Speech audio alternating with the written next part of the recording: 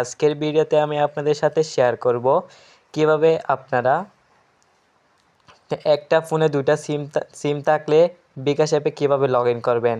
তো ভিউয়ার্স, প্রথমে বিকাশ অ্যাপটির উপর ট্যাপ দিয়ে ধরে রাখবেন, দেন তারপর এখানে একবার এরকম একটা ইন্টারফেস শো করবে, এখানে একবার ট্যাপ দিবেন। ট্যাপ দেওয়ার সঙ্গে সঙ্গে আপনাদের সামনে এরকম একটা ইন্টারফেস শো করবে। দেন আপনারা এখানে দেখতে পাচ্ছেন স্টোরস অ্যান্ড কেক, এখানে একবার ট্যাপ দিবেন। এখানে ট্যাপ দেওয়ার পরে এখানে ক্লিয়ার স্টোরেজে একবার ট্যাপ দিবেন, দেন ডিলিট বাটনে ক্লিক করে দিবেন।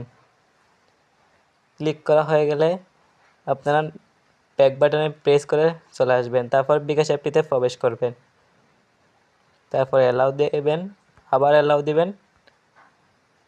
অ্যালাউ দেওয়া হয়ে গেলে আপনাদের সামনে এরকম একটা ইন্টারফেস শো করবে। দেন আপনারা লগ ইন রেজিস্ট্রেশন এখানে একবার ট্যাপ দিবেন।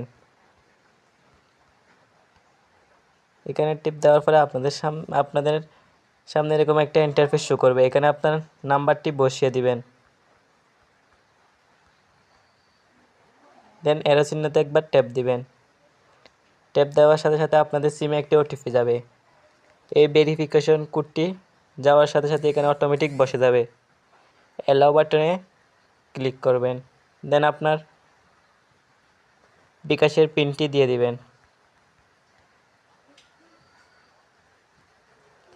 দেন আপনি অ্যারো বাটনে ক্লিক করবেন,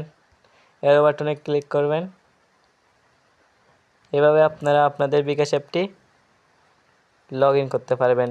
ভিউয়ার্স, আজকে ভিডিও থেকে নতুন কিছু শিখছেন বলে মনে হয়, তাহলে আমার চ্যানেলটিকে সাবস্ক্রাইব করে পাশে থাকা বেল আইকনটি বাজিয়ে দিন। আর ফেসবুক পেজ থেকে দেখে থাকলে পেজটিকে ফলো দিয়ে পাশে থাকুন।